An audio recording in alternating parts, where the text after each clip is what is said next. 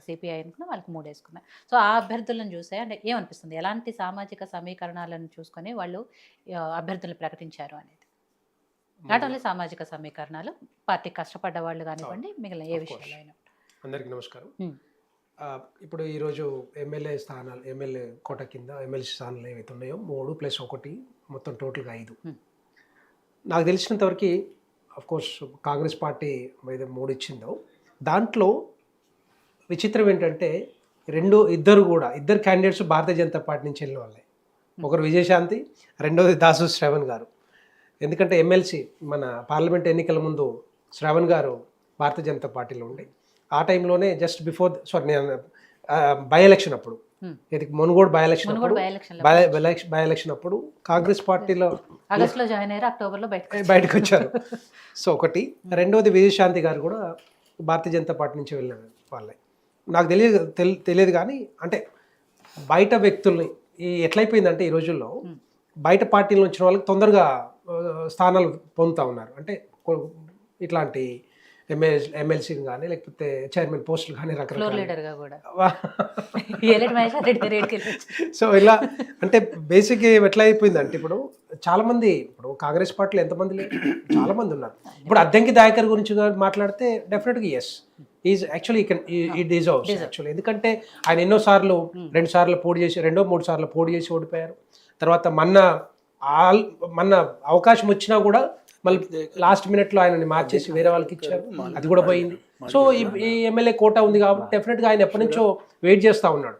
So ఇంకో రెండవది ఏంటంటే ఈ ఇద్దరు కూడా అధికార ప్రతినిధులు 2 పార్టీల నుంచి.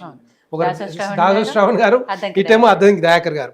మనలాగానే మేము ఎలాగ వస్తున్నామో మేము మాట్లాడేటోళ్ళు అది ఎప్పటి నుంచో మాట్లాడుతూ ఉన్నారు వాళ్ళకి ఇంటలెక్చువల్స్.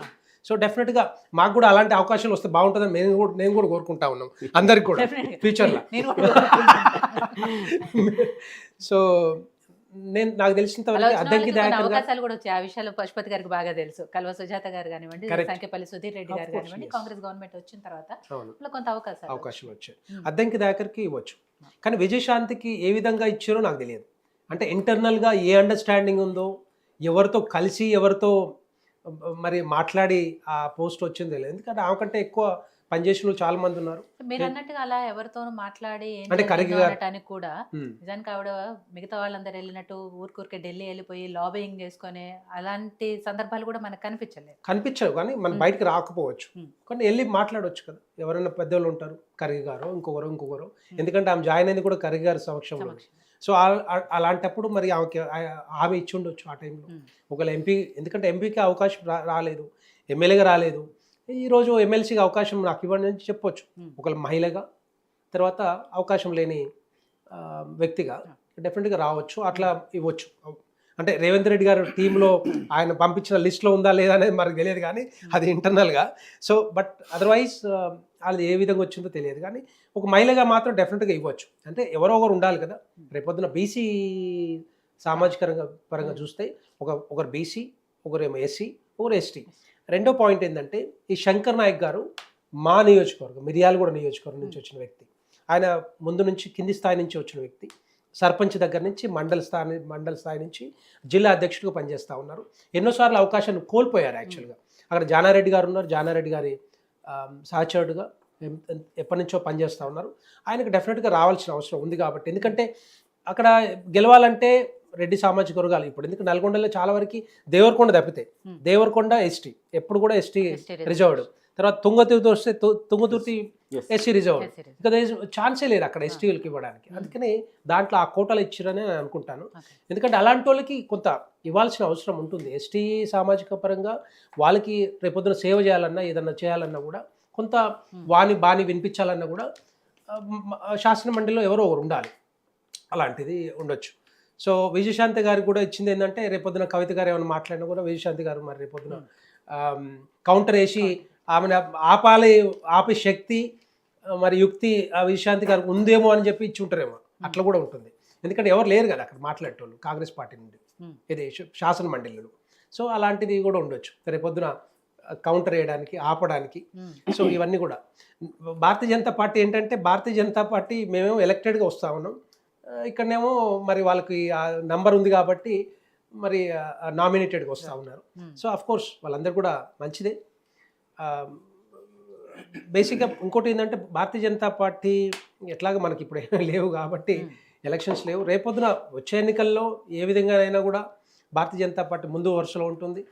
ఈ మాకున్న 8 స్థానాలు కానీ ఎవరికి మాత్రం ఓటేసే అవకాశాలు లేవు, ఎవరిని గెలిపించే అవకాశాలు లేవు, ఎవరికి ఓటారా, ఎవరికి మద్దతు ఎవరికి ఇచ్చేది లేదు, ఎవరికి ఇచ్చేది లేదు. అవుట్ రైట్గా అనమాట, అవుట్ రైట్గా మేము ఎవరికి కూడా ఇవ్వం. ఎందుకంటే అక్కడ ఇవ్వాల్సిన సిపిఐ కాంగ్రెస్ పార్టీ ఆఫర్ చేసింది సిపిఐ కోసం. సో ఆయన సిపిఐ ఎట్లాగా అంటగా జరిగిన ఎమ్మెల్సీ వాటిల్లో బీఆర్ఎస్ వాళ్ళు మీకు మద్దతు ఇచ్చారంటున్నారు కదా, ఎవరు చెప్పారు, మీరు ఇవ్వచ్చు కదా. ఎవరు చెప్పారు అట్లని? కాంగ్రెస్ వాళ్ళు చెప్తున్నారు. కాంగ్రెస్ వాళ్ళు ఎప్పుడు చెప్తూనే ఉంటారు. కాంగ్రెస్ వాళ్ళేమో బీజేపీ బీఆర్ఎస్ ఒకటి అని చెప్తా ఉంటారు.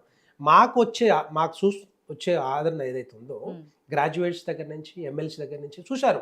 10 సంవత్సరాలు బీఆర్ఎస్ పాలన చూశారు, తర్వాత 14 నెలల కాంగ్రెస్ పాలన చూశారు, రేవంత్ రెడ్డి గారి పాలన చూశారు, విసిగిపోయారు. వీళ్ళు చెప్పిన అన్నీ కూడా కాట్లేవు, ఈ ఎట్టి పరిస్థితుల్లో వీళ్ళకి వేయడం కూడా దండగా.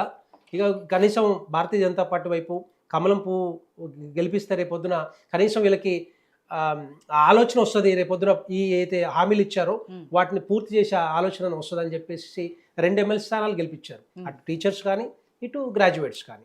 సో అందుకని ఇప్పటికైనా కూడా కాంగ్రెస్ పార్టీ బీఆర్ఎస్ లాగా కాకుండా కాంగ్రెస్ పార్టీ ఏదైతే చెప్పిందో చేయాలనుకున్నదో చేస్తే రేపొద్దున మరి స్థానిక సంస్థల ఎన్నికల్లో గెలిచే అవకాశాలు ఉంటాయి. లేకుంటే అది కూడా పోతుంది. డెఫినెట్గా మళ్ళీ భారతీయ జనతా పార్టీ వైపు వస్తారు.